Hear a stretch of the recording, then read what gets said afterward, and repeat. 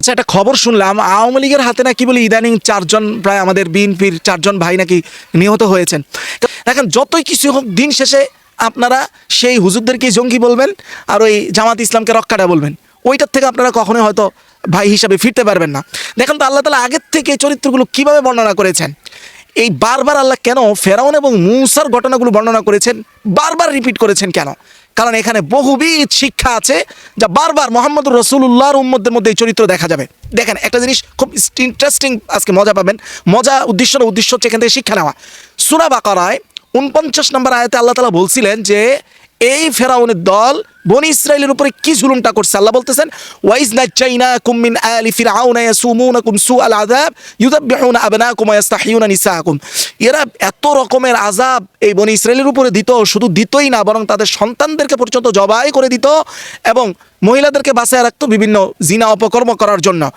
সেই লোকগুলো এইরকম অত্যাচারিত হওয়ার পরে হযরত মূসা যখন আল্লাহর ঐশী বিধান নিয়ে রাষ্ট্র প্রতিষ্ঠা করতে চাইল, আল্লাহর ইনসাফ পৃথিবীতে প্রতিষ্ঠা করতে চাইলো, তারা হযরত মূসার সাথে কি ব্যবহার করলো দেখেন।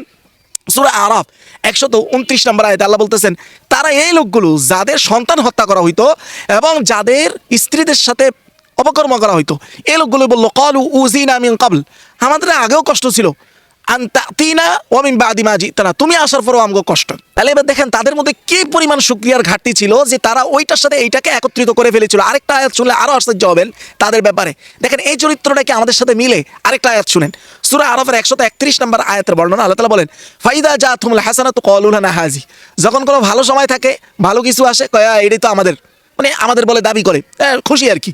ওয়াইন তুসিবহুম সাইয়্যাতুন, যখন তাদেরকে কোনো খারাপ কিছু স্পর্শ করতো, অর্থাৎ খারাপ দিন আসতো, খারাপ সময় আসতো, বলতো ইয়াত্তাইয়ারু বিমূসা ওয়া মা, এগুলো কার কারণে হয়েছে? মূসা এবং তার সঙ্গীদের কারণে হয়েছে।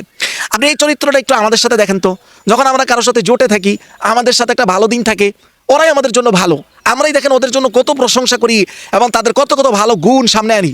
যখন দিন পাল্টায়া যায়, যখন ওই দিনটা খারাপ দিন চলে আসে, সেই একই মুখে একইভাবে আমরা আবার তাদেরকে ট্যাগিং করি, আবার তাদেরকেই খারাপ বলি।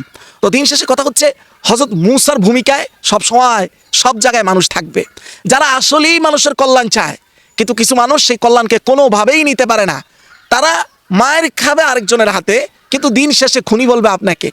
আফসোস।